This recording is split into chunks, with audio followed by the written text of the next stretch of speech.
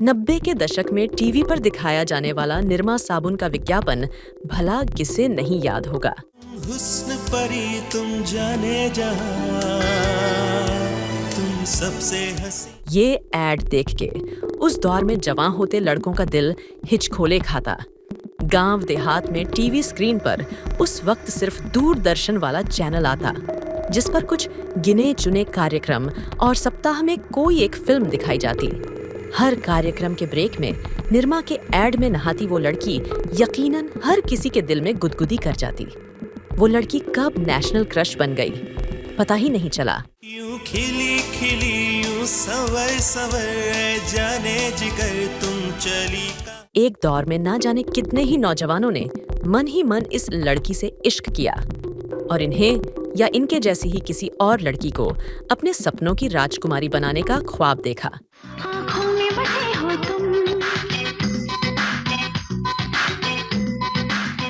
बताने की जरूरत नहीं कि वो लड़की सोनाली बेंद्रे थी, जिनकी खूबसूरती पर हर कोई दिल हार बैठा था। जितनी पॉपुलैरिटी ज्यादातर हीरोइंस को कई फिल्में करने के बाद मिल पाती है, उससे कहीं ज्यादा शोहरत और फेम सोनाली को इस एड से मिल गई थी। 16 बरस की हुई, आँखी से ही मेरे पीछे पड़ गए। आपको जानकर हैरानी होगी कि इस एड में सेलेक्ट होने से पहले एक और ब्रांड के साबुन के विज्ञापन के ऑडिशन में सोनाली को रिजेक्ट कर दिया गया था। क्या था वो किस्सा जानेंगे आगे। प्यारे जान दिलों पे प्यार का। सोनाली की बला की खूबसूरती और दिलकश मुस्कान लंबे वक्त तक उनके चाहने वालों के दिलों पर राज किया।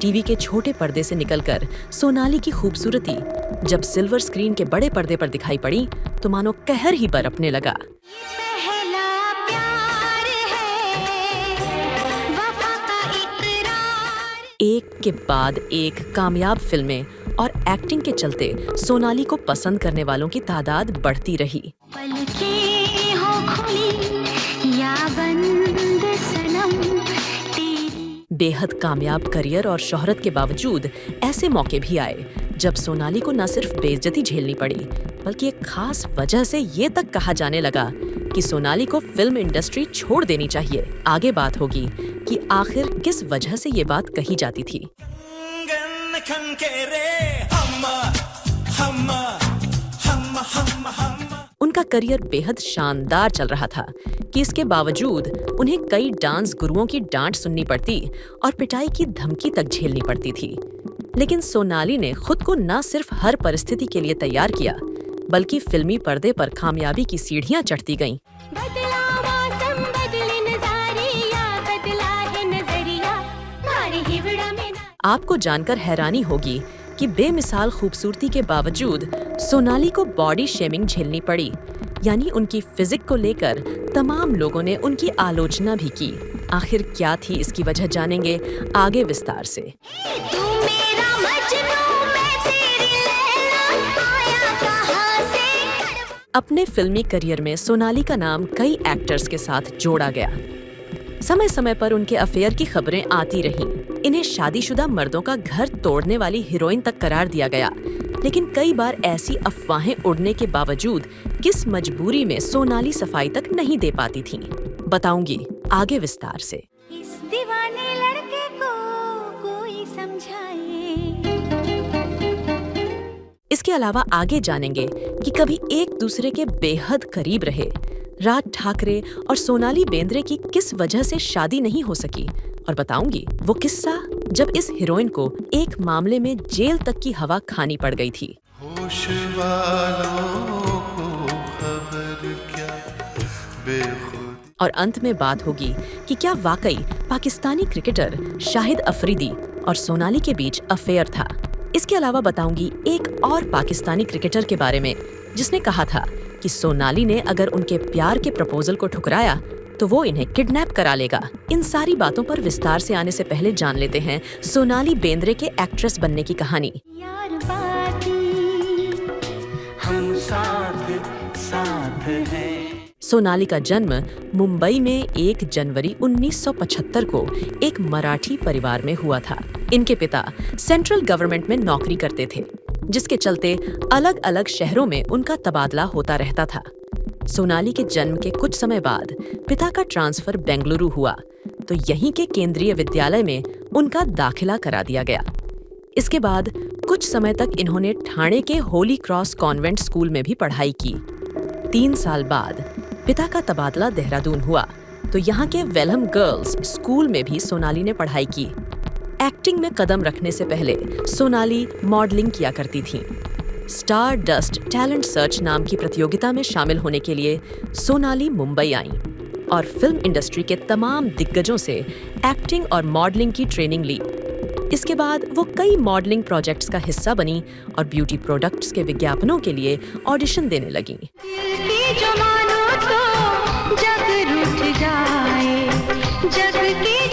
आपको जानकर हैरानी होगी कि निरमा साबुन के विज्ञापन में आने से पहले सोनाली एक सोप के एड के लिए रिजेक्ट हो चुकी थीं। इसके बाद वो निरमा सोप के विज्ञापन के लिए मॉडल के तौर पर ऑडिशन देने गईं।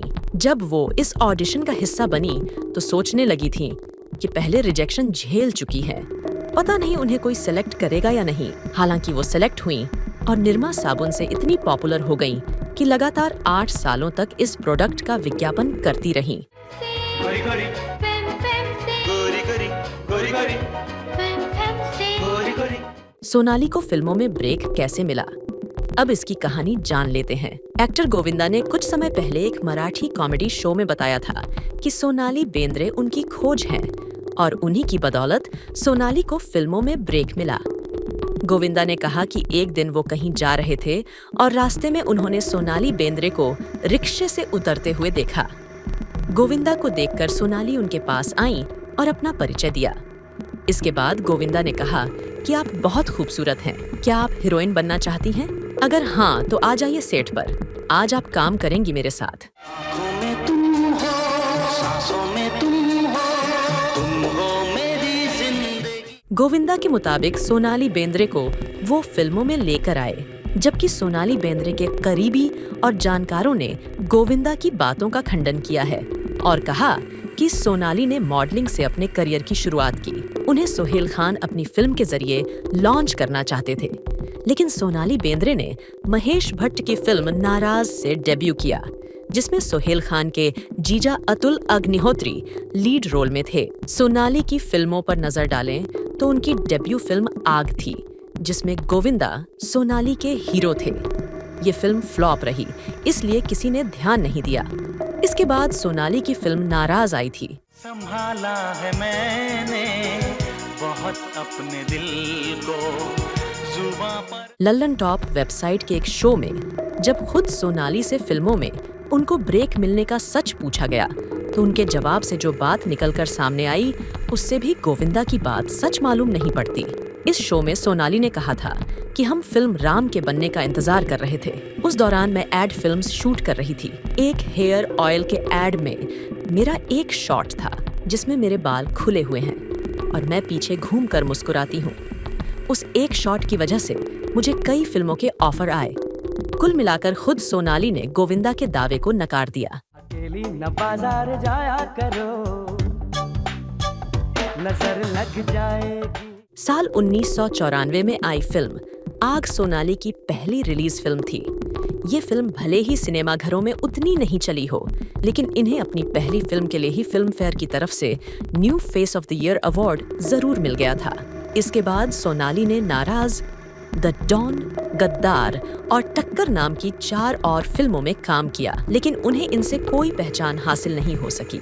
इसी बीच उन्हें 1995 फिल्म बॉम्बे में हम्मा हम्मा गाने में स्पेशल अपीयरेंस के तौर पर डांस करने का ऑफर मिला।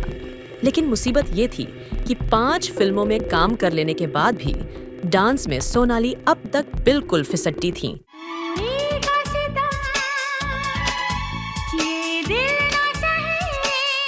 खैर, सोनाली ने इस गाने में परफॉर्म किया, जिसके कोरियोग्राफर प्रभुदेवा थे और उनके भाई के साथ सोनाली को डांस करना था। सोनाली ने महज एक शॉट में गाना शूट किया था और प्रभुदेवा के पिता सुंदरम मास्टर जी ने खुश होकर इन्हें शगुन के तौर पर 100 रुपए भी दिए थे।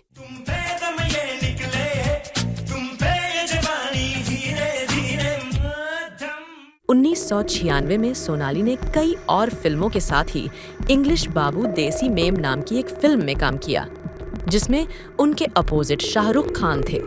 इस फिल्म के कई गानों में सोनाली को डांस करना था। फिल्म में डांस कोरियोग्राफर सरोज खान थीं। सरोज खान की तमाम कोशिशों के बाद भी सोनाली प्रॉपर डांस नहीं कर पा रही थीं। डांट फटकार कर वो थक गई। एक वक्त तो ऐसा था जब एक गाने के दौरान सरोज खान इनसे इतना परेशान हो गई थीं कि वो सोनाली को पीटने के लिए तैयार थीं। खैर, ऐसा हुआ नहीं। किसी तरह इस फिल्म के डांस स्टेप्स शूट किए गए थे।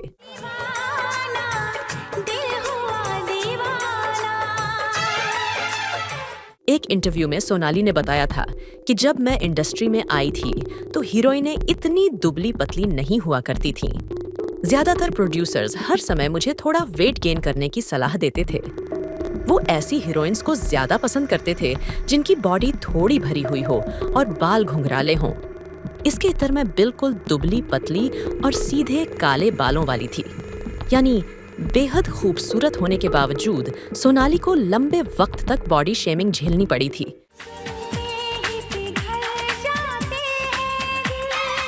अब तक सोनाली को एक अदद कामयाब और हिट फिल्म का इंतजार था।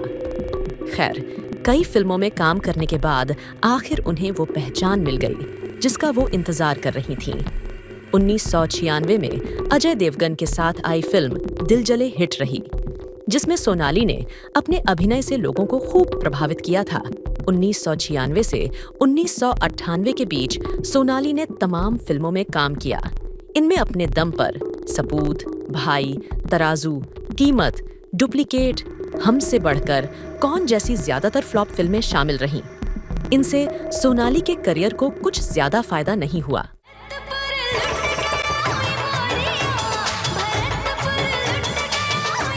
1998 में सोनाली के जीवन में एक ऐसी फिल्म आई जिसने उन्हें खुशी भी दी और एक नई मुसीबत भी। ये फिल्म थी हम साथ साथ हैं। इस फिल्म की शूटिंग के दौरान काले हिरण के शिकार के मामले में सलमान खान समेत और फिल्म की अन्य स्टार्स के साथ सोनाली भी मुसीबत में आ गई थी। उन पर भी केस दर्ज किया गया था और लंबी कानूनी प्रक्रिया के बाद उन्हें क्लीन चिट दे दी गई थी। साल 1998 में ही एक ऐसा वाकया हुआ जिसमें सोनाली बेंद्रे को जेल तक की हवा खानी पड़ गई थी। दरअसल तब शो टाइम नाम की एक मैगजीन आती थी। उसके मार्च एडिशन के कवर पेज पर एक तस्वीर छपी थी जो सोनाली बेंद्रे की थी। इसमें उन्होंने लेमन येलो रंग का शॉर्ट कुर्ता पहना हुआ था। उस पर ओम और ओम नमः शिवाय लिखा था। सारे विवाद की वजह यही ड्रेस थी। दरअसल इस मैगजीन के मार्केट में आने के बाद कुछ लोगों ने इस फोटो को आपत्तिजनक और धार्मिक भावनाओं को भड़काने वाला बताया और सोनाली समेत कई अन्य लोगों के खिलाफ थाने में शिकायत दर्ज करा दी।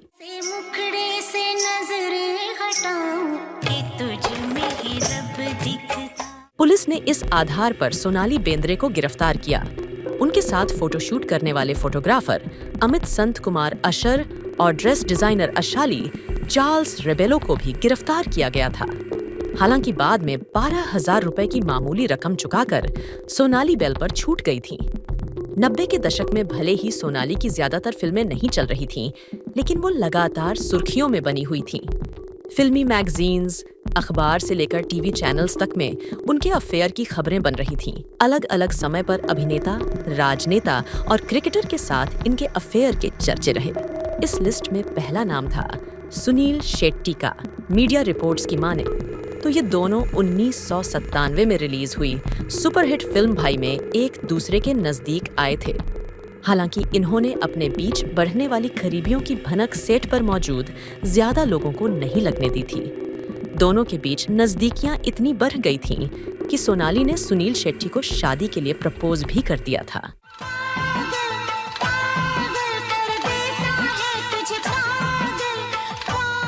सोनाली के साथ सुनील शेट्टी के अफेयर की खबरों ने तब इतना जोर पकड़ा था कि एक अनजान आदमी ने उन्हें रात 2 बजे सुनील शेट्टी बनकर फोन किया और अपने साथ भाग जाने के लिए कहने लगा। ये बात खुद सोनाली ने एक इंटरव्यू में बताई थी और कहा था कि जब कोई आपको रात 2 बजे कॉल करता है तो यह कोई मजाक नहीं है। फोन पर कोई मूर्ख कहता है कि सुनील शेट्टी बोल रहा हूँ, मेरे साथ भाग चलो। ये सब वाकई बहुत परेशान करने वाला रहा। दरअसल 90s के दौर में सोनाली बेंद्रे और सुनील शेट्टी एक साथ कई फिल्मों में नजर आए। इन दोनों ने टक्कर, रक्षक, गद्दार और सपूत जैसी फिल्मों में एक साथ काम किया और इनकी जोड़ी को खूब पसंद किया गया। इतना ही नहीं, इनके फोटो शूट भी उन दिनों खूब सुर्खियों में रहते थे। इन फोटोज में दोनों के बीच की केमिस्ट्री से लोगों ने जज किया कि आखिर अफेयर ना होता तो दोनों इतने कंफर्टेबल कैसे हो सकते हैं। इन बातों से दोनों इस कदर प्रभावित हुए थे कि एक बार किसी फिल्म में सोनाली और सुनील शेट्टी को एक दूसरे को गले लगाना था, लेकिन सुनील सोनाली को टच नहीं कर रहे थे। किसी तरह 1 फीट दूर से गले लगने का सीन शूट किया गया।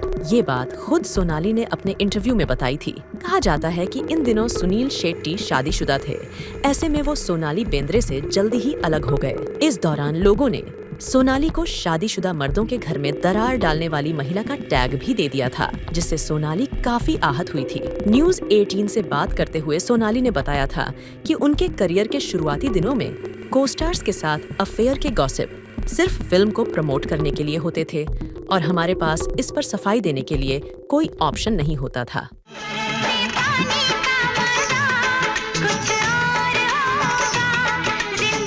90 के दशक में सोनाली की अदा पर कई दिलफिदा हुए थे, जिनमें से एक नाम MNS चीफ राज ठाकरे का भी है।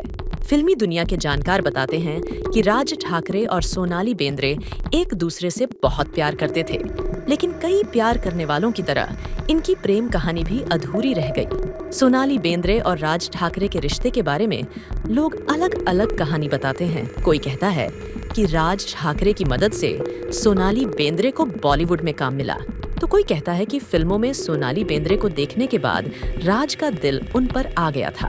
खैर, दोनों कैसे मिले ये कह पाना तो मुश्किल है, लेकिन दोनों का अफेयर था ये बात तो जग जाहिर है। दरअसल राज ठाकरे और सोनाली बेंद्रे को एक समय पर महाराष्ट्र में आयोजित होने वाले अधिकतर इवेंट्स में एक साथ देखा जाता था। जैसे ही दोनों के एक साथ दिखने के वीडियोस सामने आने लगे तो ये लोगों के बीच चर्चा का विषय बन गए थे। कहा जाता था कि दोनों सीरियस रिलेशनशिप में थे। राज ठाकरे जब सोनाली बेंद्रे के प्यार में गिरफ्तार हुए उस वक्त वो शादीशुदा थे। रिपोर्ट्स के मुताबिक राज फिर भी सोनाली से शादी करना चाहते थे, लेकिन उनके ताऊ बाल ठाकरे ने उन्हें ऐसा नहीं करने दिया। बाल ठाकरे ने राज ठाकरे को समझाया कि अगर उन्होंने ऐसा किया तो उनकी और शिवसेना की इमेज खराब हो जाएगी, जो भविष्य के लिए अच्छा नहीं है। राज ठाकरे उस वक्त शिवसेना पार्टी में ही थे। उन्हें लगा था कि बाल ठाकरे अपनी कुर्सी की कमान उनके ही हाथ में देंगे। ऐसे में उन्होंने बाल ठाकरे की बात मान ली और अपने प्यार की कुर्बानी दे दी। राज ठाकरे ने प्यार के बदले सत्ता को चुना। दोनों ने शादी न करने का फैसला किया, लेकिन कहते हैं कि दोनों फिर भी लंबे समय तक रिलेशनशिप में रहे। राज ठाकरे ने जिस कुर्सी के लिए अपने प्यार की कुर्बानी दी, वो कुर्सी भी उनके हाथ से निकल गई। बाल ठाकरे ने अपने बेटे उद्धव ठाकरे के हाथ में शिवसेना की जिम्मेदारी दी और राज ठाकरे ने अपनी अलग पार्टी बनाई। कहते हैं आज भी राज ठाकरे और सोनाली बेंद्रे दोस्त हैं। हाल ही में एक इवेंट में इन दोनों की केमिस्ट्री एक बार फिर खबरों का हिस्सा बनी थी।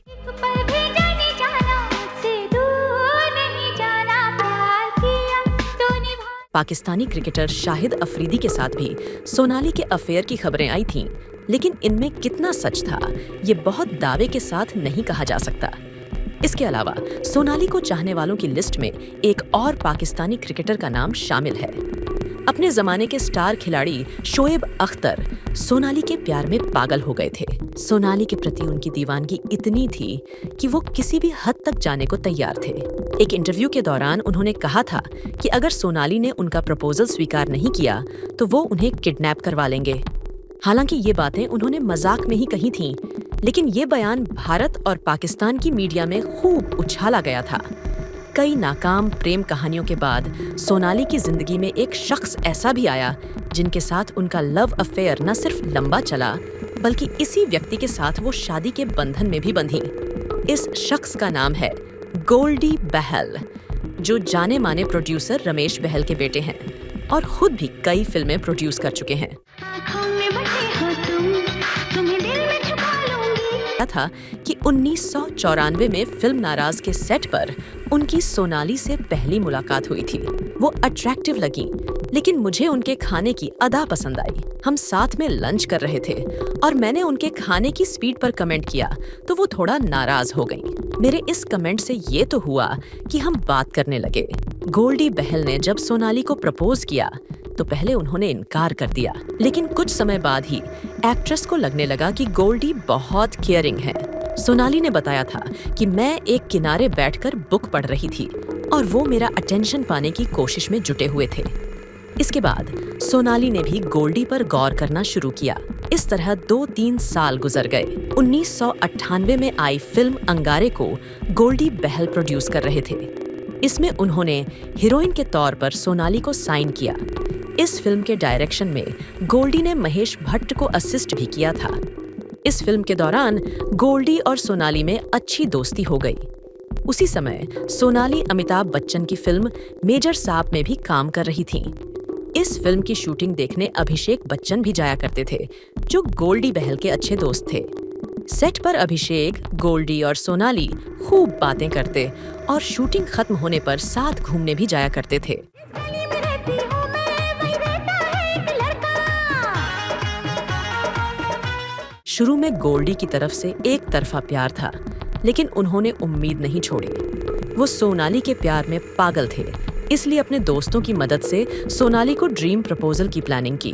अंगारे के सेट पर अभिषेक बच्चन ने एक पार्टी दी, जिसमें गोल्डी ने घुटने के बल बैठ अपनी ड्रीम गर्ल को शादी के लिए प्रपोज किया और सोनाली ने हाँ कह दिया। तेरी चाहत में मैं तो दीवानी हुई, सारी दुनिया से। गोल्डी की माँ और बहन तो राजी थीं, लेकिन सोनाली बेंद्रे के पेरेंट्स अपनी बेटी की शादी गैर महाराष्ट्रियन फैमिली में करने के लिए तैयार नहीं थे। उन्हें मनाने में काफी मुश्किल हुई, लेकिन थोड़ी मशक्कत के बाद 12 नवंबर 2002 को सोनाली ने अपना हाथ जीवन भर के लिए गोल्डी बहल के हाथों में दे दिया और उनसे शादी कर ली।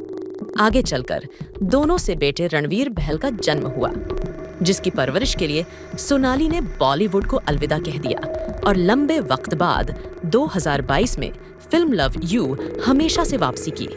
हालांकि 2013 में आई film once upon a time in Mumbai में सोनाली ने मुमताज खान का रोल जरूर किया था। जब से तुम्हें मैंने जाना सनम, मेरी धड़कन में तुम। 90 के दौर में बॉलीवुड में अंडरवर्ल्ड की दखलंदाजी की बात हर कोई जानता है। एक इंटरव्यू में सोनाली ने दावा किया था कि उन्हें कई फिल्मों से सिर्फ इसलिए हाथ धोना पड़ा क्योंकि उन पर अंडरवर्ल्ड का प्रभाव था। इस बातचीत में उन्होंने बताया कि 90 के दशक में डायरेक्टर और प्रोड्यूसर अंडरवर्ल्ड के दबाव में रहते हुए काम करते थे। उस समय कई फिल्मों में गैर कानूनी तरीके से पैसा लगाया जाता था, इसलिए सोनाली खुद को ऐसी फिल्मों से दूर रखने की कोशिश करती थीं जिनमें अंडरवर्ल्ड का पैसा लगा होता था, और इस काम में उनका साथ गोल्डी बहल दिया करते थे, जो उन दिनों सोनाली के बॉयफ्रेंड थे। क्योंकि फिल्म इंडस्ट्री में प्रोड्यूसर होने के कारण गोल्डी को फिल्मों की फंडिंग के बारे में पता होता था। दीवाने दिल कर दी क्या मुश्किल, इश्क में ऐसा लगे। सोनाली बेंद्रे ने यह भी बताया कि उनके साथ ऐसा कई बार हुआ है जब वो कोई फिल्म साइन करती थीं, लेकिन बाद में उनका रोल किसी और हीरोइन को दे दिया जाता था।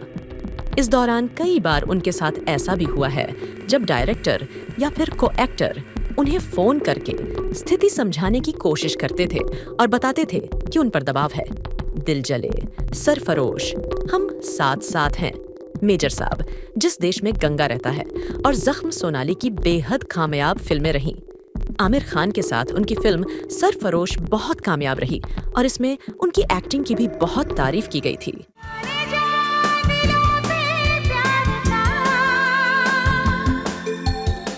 खूबसूरत फिल्मी सफर के बाद सोनाली ने 2018 में अपने जीवन का सबसे कठिन समय तब देखा जब उन्हें पता चला कि वो कैंसर से पीड़ित हैं। इस दौरान गोल्डी बहल ने सोनाली को खूब हौसला दिया और मानसिक सहारा भी।